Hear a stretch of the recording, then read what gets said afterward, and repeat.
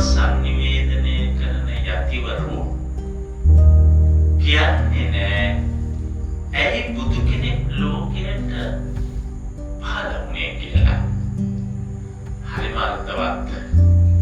උන්වහන්සේ කිව්වා බුද්ධ වචනය උටාගෙන කිව්වේ උන්වහන්සේගේ මතය නොවේ. මේ ලෝකේ ජාති ජරා මරණ කියලා තුනක් තියෙනවානේ. ජාති දුක්ඛ, ඊට පස්සේ ජරා දුක්ඛ, මරණ දුක්ඛ.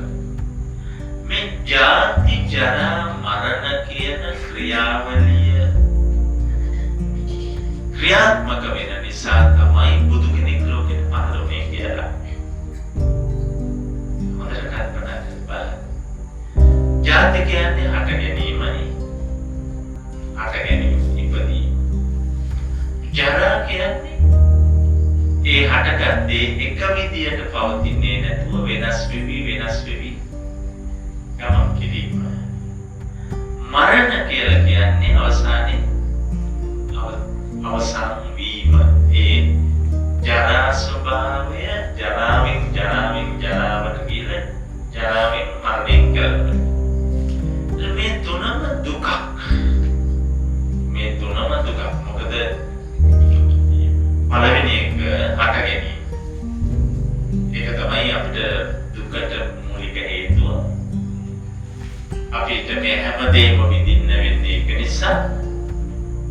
ඊළඟට අපි කවුරුත් හටගත්ත අපි දිරා යනවට කැමති නෑ. වෙනස් වෙනවට කැමති නෑ. හොඳට බලන්න අපි වෙනස් වෙනවට කැමතිද? වෙනස් වීමට සූදානම්. ඊළඟට මරණයට කැමති නෑ. මරණය මේ තුනම අඬන දොඩන අවස්ථා. ඉතින් ඒක නිසා මේවාට හේතු කියලා දීලා ජාති ජරා මරණ නැති තැන අපට හදලා දෙන්න තමයි බුදු කෙනෙක් ලෝකයට පහළ වෙලා තියෙන්නේ. කෙටියෙන්ම තේරුම් ගන්න. ජාති ජරා මරණ නැත්තම් බුදු කෙනෙක් වුණා නෑ.